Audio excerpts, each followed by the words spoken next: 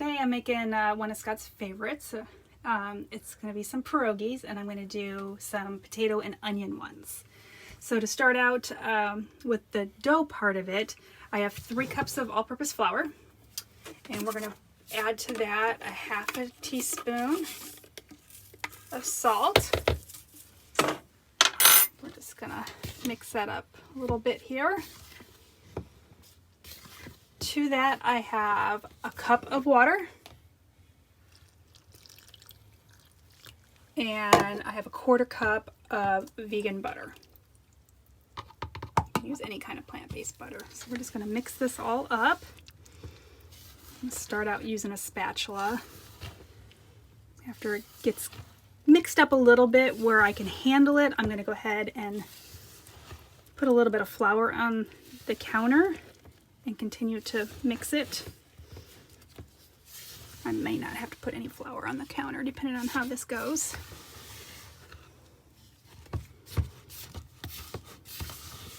Take my ring off.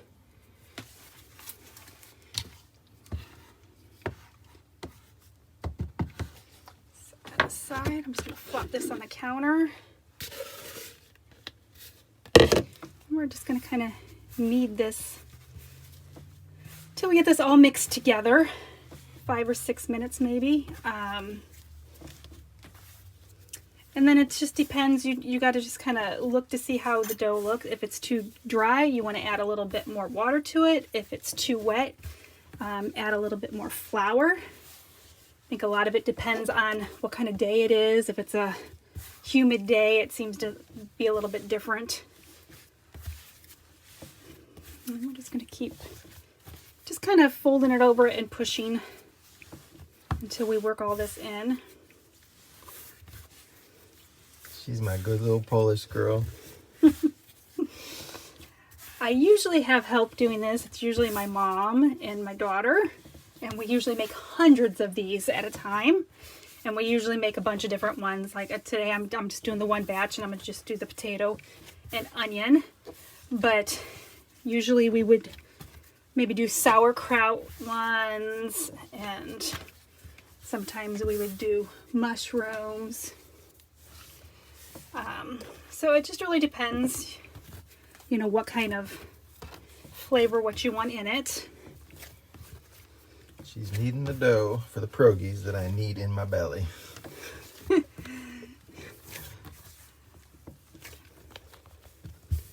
All right, I've been kneading it for about 5 or 6 minutes. I've got a nice ball of dough here. I'm just going to go ahead and take this. I have a little bowl here. I lightly sprayed it with just some olive oil, and I'm just going to let that sit in there. It probably needs to sit about an hour, but so while that's sitting, I will go ahead and make the mixture that's going to go inside of it.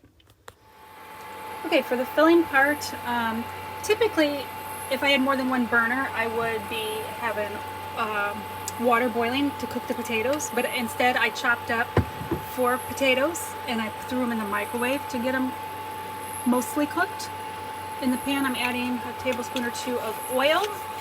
I have chopped up 2 medium onions. I know it's quite a bit, but we're going to cook these for quite a while here. We want to kind of caramelize them. You'll get the best flavor out of them if you cook them on a lower temperature and for a longer amount of time.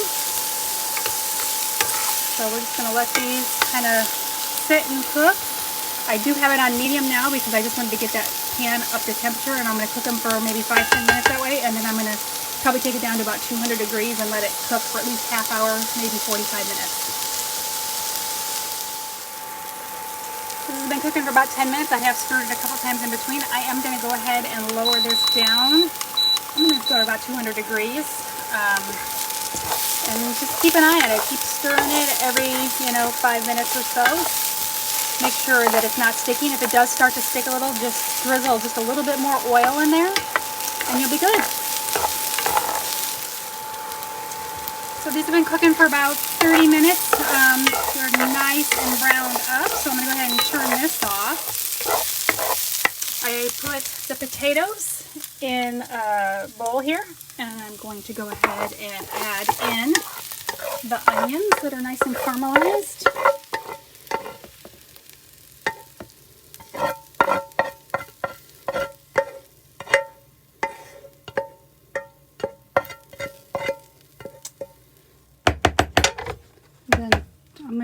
go ahead and put in probably about a tablespoon of minced garlic. I would have put it in with the onions at the end, but it was already starting to stick a little bit. I didn't want to add more oil, so I'm just going to go ahead and mix it in there.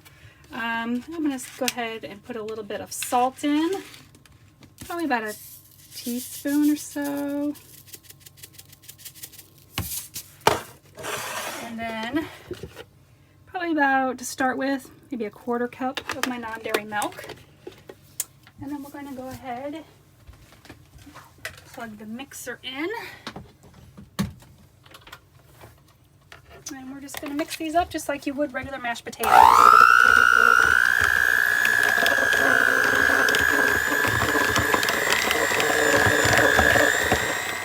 Okay, this is mostly mixed up. I'm going to go ahead and add a couple tablespoons of the nutritional yeast in to give a little bit of a cheese flavor to it.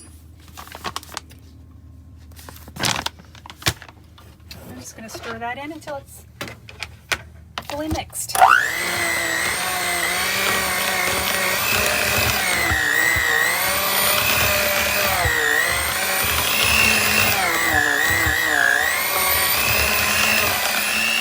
It's been an hour since we started the dough, so I'm going to go ahead and sprinkle some flour on the countertop here, and then take the dough and stick it in there. I'm going to go ahead and cut this in half so I can work with half at a time. I think it'll be a little bit easier to roll it out. Just set this aside for right now.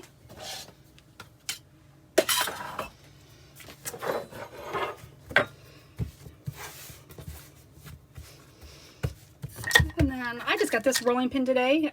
It came in a set that I could show you. It has this cool little tool that actually, when you go to cut, it rotates, and you'll see how it'll cut the round circles for me.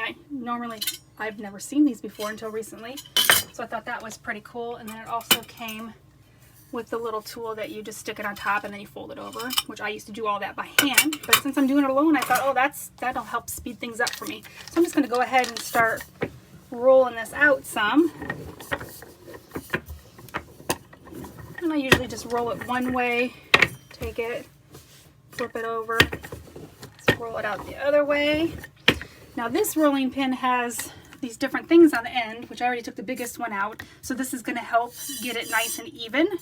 So now that I've got it at that size, I'm going to go ahead and take the end off.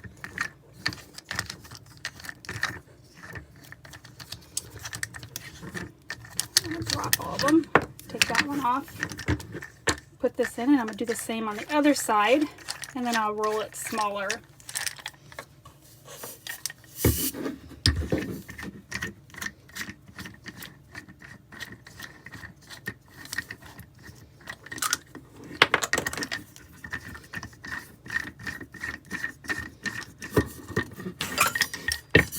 Roll this out some more.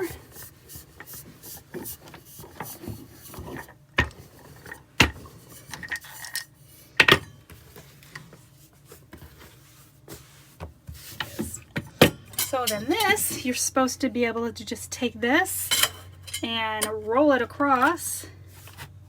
I've never used it before, so and then it's supposed to make not quite as easy as it showed it on the picture.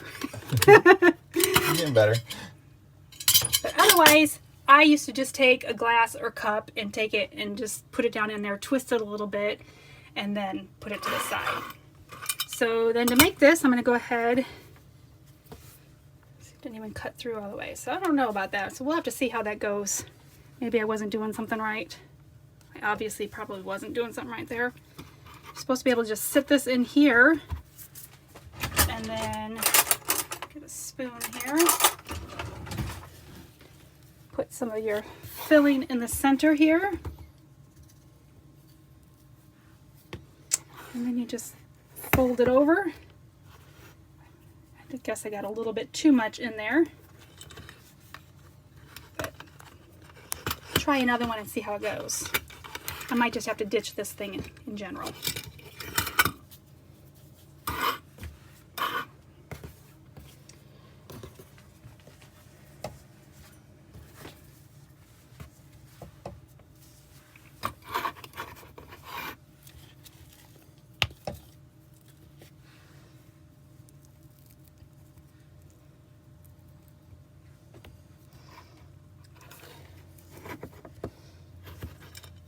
Nope, did a little bit better. I'll just continue to do these until I have all the dough used up.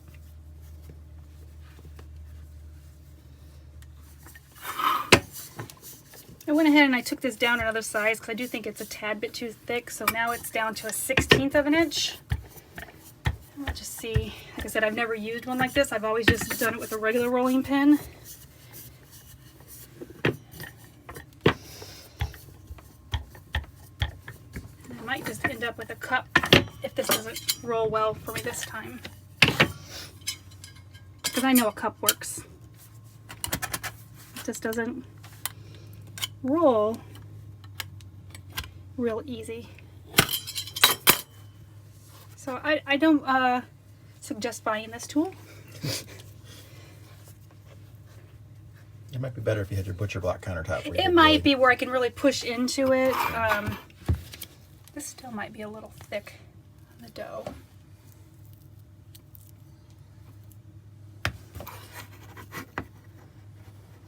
That thing's nice though.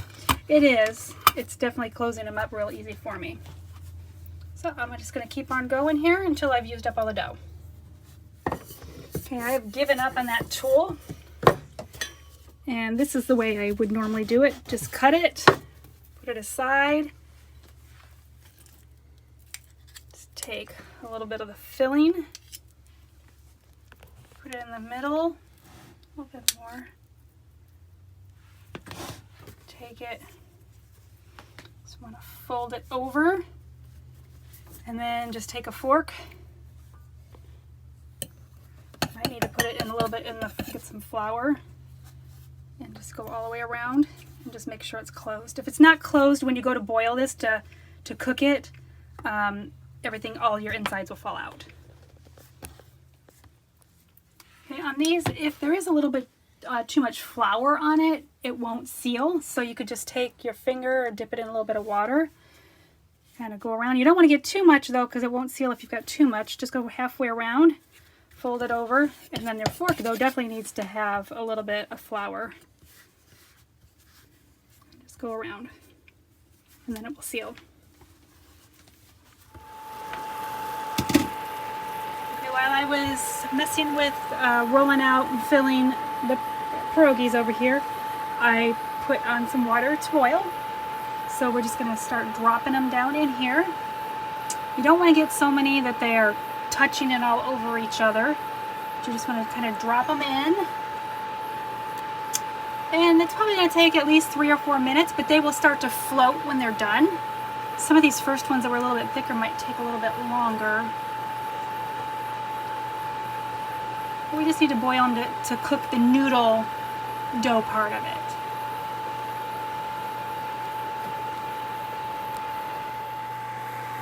Alright, they're all floating now.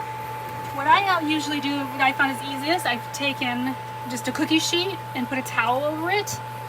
And then you just want to scoop these out. I'm using a slotted spoon. You can use tongs or something like that. You just need to be careful that when you're using the tongs pulling them out that you don't puncture them. But if you just kind of lay these out, you want the water to get all soaked up off of there, all absorbed, and then let them cool.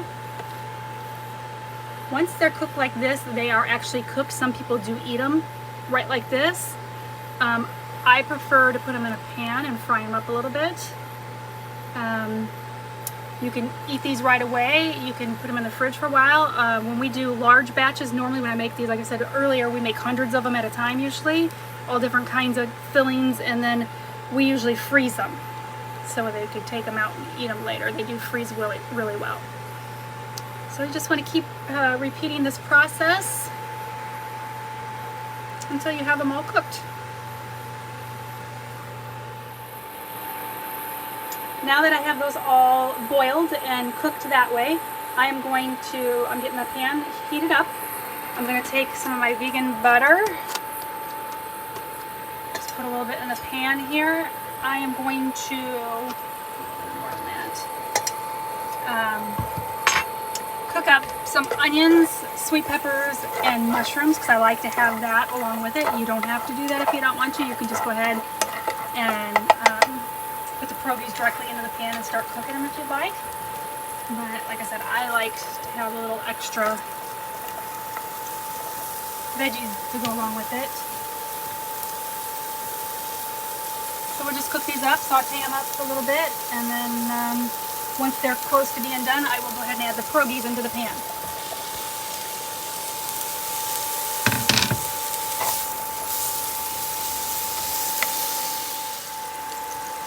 The veggies are almost all cooked up, so I am going to go ahead and add in a handful of pierogies. And you just want to get them browned up on each side. So I'll just take a couple minutes and then I'll flip them. Okay, I'm going to flip them over now. They're nice and toasted on the one side.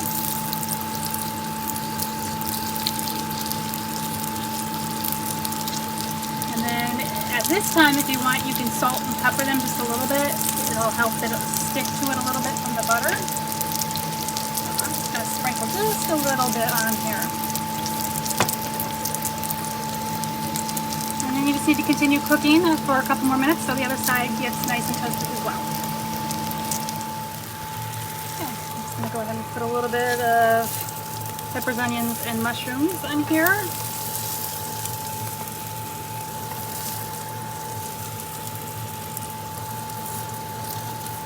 And throw these right on top.